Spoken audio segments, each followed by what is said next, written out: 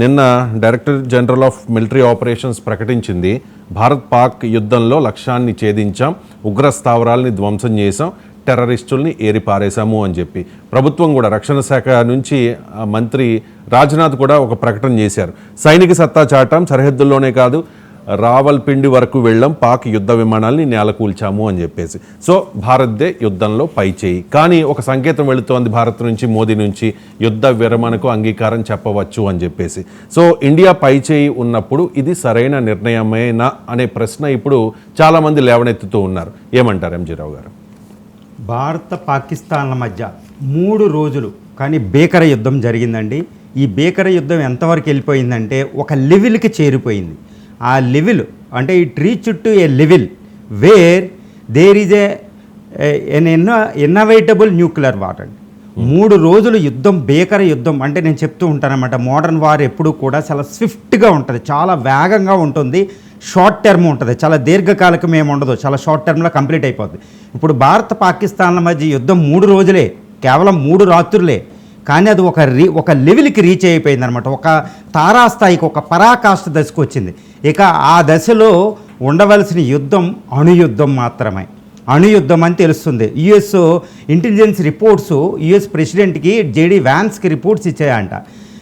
India 3 రాత్రుల్లోనే పాకిస్తాన్ని సర్వనాశనం చేసిందని తెలుస్తుంది. భారత డీజీఎంఓ నిన్న కూడా తెలుస్తుంది. పాకిస్తాన్ రిపోర్ట్లు కూడా పాకిస్తాన్ కూడా అంగీకరిస్తుంది. ఏమనంటే మా దేశంలో ఎన్నో జట్లు కూలిపోయి, ఎన్నో బేసులు, ఏది రావల్పిండిలో నూర్ఖాన్ బేస్ ఒకటి, ఇస్లామాబాద్లో ఎయిర్ బేస్లో ఒకటి, కరాచీలో ఎయిర్ బేస్లు, అంటే వాళ్ళ F-16 అవి ఎదగడానికి లేదు, ఇంకా ఎగరడానికి లేదు, ఇంకా వాళ్ళ దగ్గర సర్వనాశనం అయిపోయారన్నమాట. ఇంకా వాళ్ళ దగ్గర ఉన్న ఒక అస్త్రం, బ్రహ్మాస్త్రం, అణ్వాయుధాలు తీయాలి. అందుకనే పాకిస్తాన్ ప్రధాని కూడా వాళ్ళ న్యూక్లియర్ కమాండ్ అథారిటీని మీటింగ్ కూడా పెట్టబోయారు. ఇంకా అమెరికాకు కూడా ఫుల్ రిపోర్ట్లు వచ్చేసినాయి, భారతదేశానికి కూడా ఇంటెలిజెన్స్ సోర్సెస్ వచ్చినాయి, ఇంకా పాకిస్తాన్ అణ్వాయుధం తీస్తుందని. అంటే మీకు అర్థం ఏంటి, మనకి 3 రోజులే అనుకుంటున్నాం, భారత పై చేయిలో తిరిగే లేదు. ఆ విషయంలో నిన్న డీజీఎంఓలు చెప్పడం, ఈ ఆర్మీ త్రివిధ దళాలు కూడా సమావేశం మాట్లాడడంలో కూడా పూర్తిగా చెప్పేశాయి. కానీ ఇప్పుడు ఈ యుద్ధాన్ని ఆపాలి. ఈ యుద్ధాన్ని ఎట్టి పరిస్థితుల్లో ఆపకపోతే మాత్రం చాలా తీవ్రమైన పరిణామాలు వస్తాయి అన్నమాట.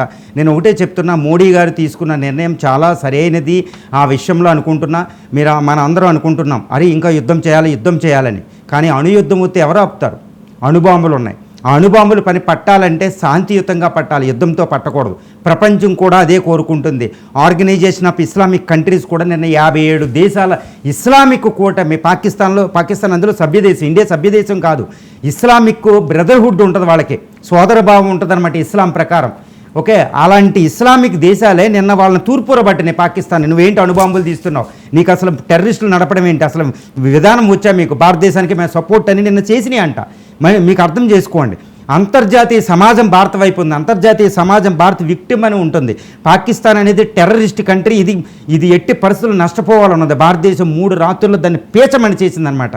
ఇంకా మనం యుద్ధ లక్ష్యాలు మనకు వచ్చేసినాయి కాబట్టి ఇక్కడ యుద్ధం చేస్తే ఏ అయితే లక్ష్యాలు వస్తాయో అవి వచ్చినాయి కాబట్టి ఇక శాంతియుతంగా వెళ్ళిపోవాలి. మనకి ఇంకా చాలా ఉన్నాయి, ఇదే కాదు, యుద్ధం చేయడానికే మనం పుట్టలే, భారతదేశానికి చాలా లక్ష్యాలు ఉన్నాయి, పాకిస్తాన్కి అదే.